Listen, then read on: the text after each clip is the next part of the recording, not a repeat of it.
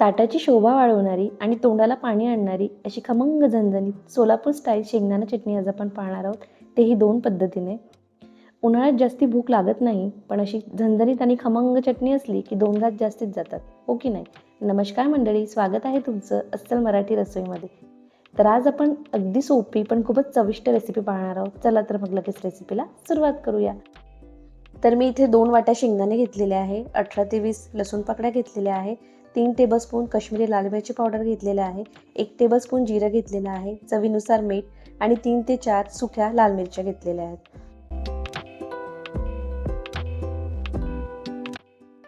तर आता आपल्याला शेंगदाणे भाजून घ्यायचे आहे. त्यासाठी मी पॅन गॅसवरती ठेवलेला आहे. मंद आचेवर आपल्याला हे शेंगदाणे भाजून घ्यायचे आहे. एकसारखे हलवत आपल्याला भाजून घ्यायचे आहे शेंगदाणे. एकसारखे शेंगदाणे भाजून घेतले ना तर आपल्या चटणीला खूप छान खमंग चव येते.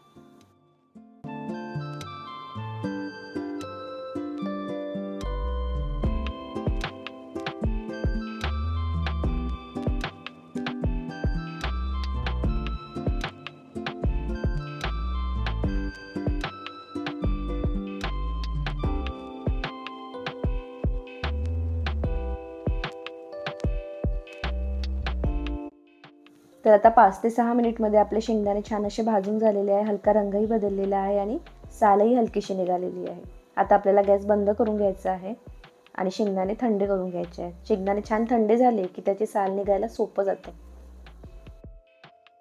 आता मी त्याच पॅनमध्ये लसूण पाकळ्या पण परतून घेते आहे. तर 1 टेबलस्पून तेल टाकून आपल्याला हे परतून घ्यायचं आहे.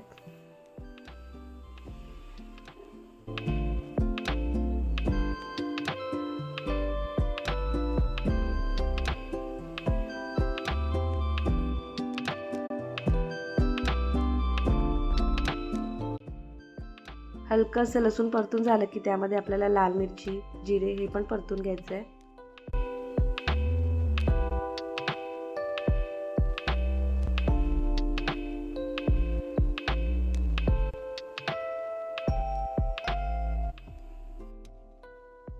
असं आपण लसूण, जिरं आणि मिरची परतून घेतली ना तर आपल्या चटणीला खूप छान चव येते.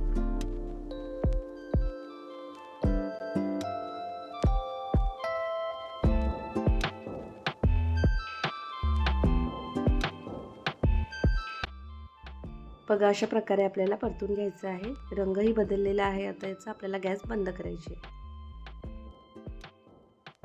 आता इथे आपले शेंगदाणे थंड झालेले आहे. आता आपल्याला हलक्या हाताने चोळून याची साल काढून घ्यायची आहे. जेवढी शक्य असेल तेवढी साल काढून घ्यायची शेंगदाण्याची.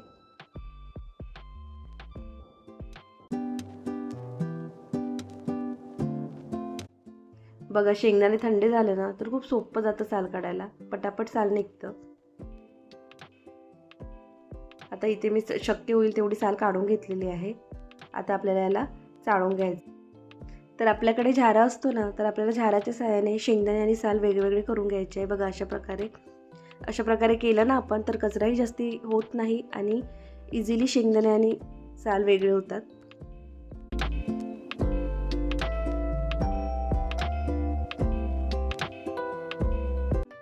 बघा अजिबात कचराही झाला नाही आणि पटापट आपले शेंगदाणे हे वेगळे झालेत. आता मी काही चटणी खलबत्त्यात करणार आहे आणि अर्धी चटणी आता मिक्सरमध्ये करणार आहे. तर मी आता 1 वाटी शेंगदाणा चटणी खलबत्त्यात करणार आहे आणि 1 वाटी शेंगदाणा चटणी मिक्सरमध्ये करणार आहे. तर आधी आपण खलबत्त्यामधली शेंगदाणे चटणी बघून घेऊया. तर त्यासाठी मी इथे 1 वाटी शेंगदाणे खलबत्त्यामध्ये टाकलेले आहे. ते छान असे कुटून घ्यायचे आपल्याला.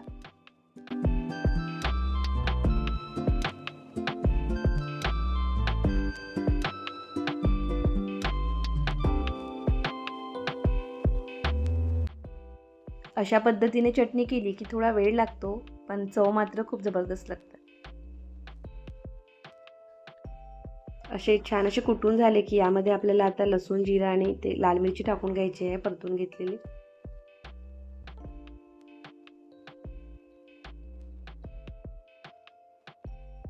जर तुम्हाला चटणी झणझणीत हवी असेल ना तर तुम्ही सुकी लाल मिरचीचं प्रमाण जास्ती घ्या.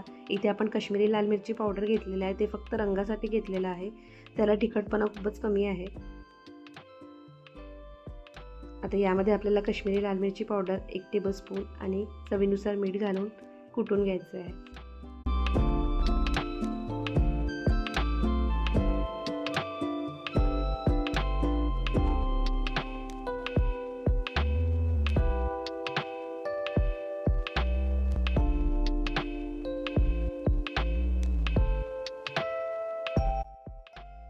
आपली इथे तर शेंगदाण्याची चटणी छान कुटून झालेली आहे आणि टेक्स्चर आणि रंग बघा किती भारी आला आपल्या चटणीला.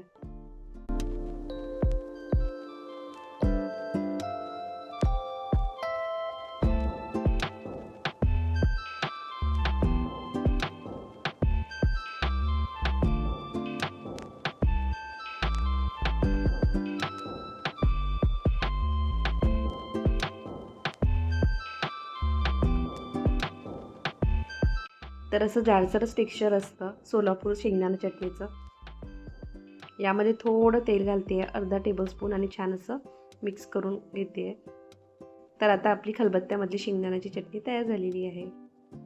वा, भारी रंग आला आहे. आता आपण मिक्सरमध्ये करून घेऊया. तर आता आपण मिक्सरच्या भांड्यामध्ये चटणी करून घेऊया. त्यासाठी मी ते 1 वाटी शेंगदाणे घालते आहे. आता परतून घेतलेलं लसूण, जिरा आणि मिरची घालून घ्यायची आहे, आणि काश्मीरी लाल मिरची 2 टेबलस्पून,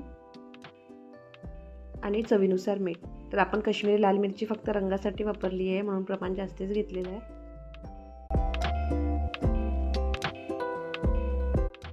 तर आता आपल्याला याला मिक्सरमध्ये बारीक वाटून घ्यायचं. अगदी पल्स मोडवर आपल्याला वाटून घ्यायचं आहे. तुम्ही जर ही चटणी हवाबंद डब्यामध्ये ठेवली ना तर आरामात महिनाभर टिकते. प्रवासात नेण्यासाठी तर खूप उत्तम आहे. तर आपल्याला मिक्सर 1 सेकंद चालू करायचं आहे आणि बंद करायचं आहे, चालू करायचं आहे आणि बंद करायचं आहे. जर सतत चालू ठेवला ना तर चटणीचं पेस्ट बनून जाईल.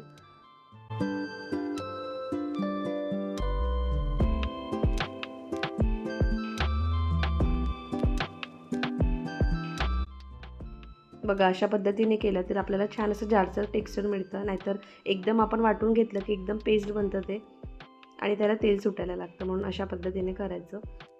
आता यामध्ये मी 2 टेबलस्पून तेल घालते आहे आणि छान असं मिक्स करून घेते.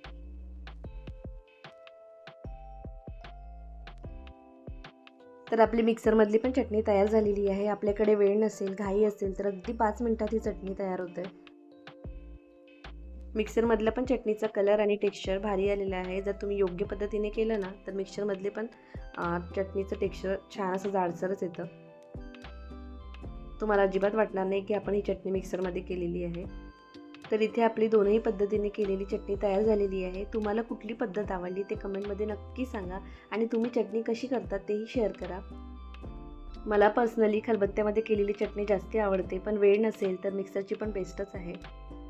तर आजची खमंग आणि झणझणीत सोलापूर स्टाईल शेंगदाणा चटणी तुम्हाला आवडली असेल तर व्हिडिओला लाईक करा, शेअर करा, आणि अजूनही चॅनलला सबस्क्राईब केलं नसेल तर चॅनलला सबस्क्राईब करा. चला तर मग परत भेटूया अशाच एका नवीन रेसिपीसोबत. धन्यवाद.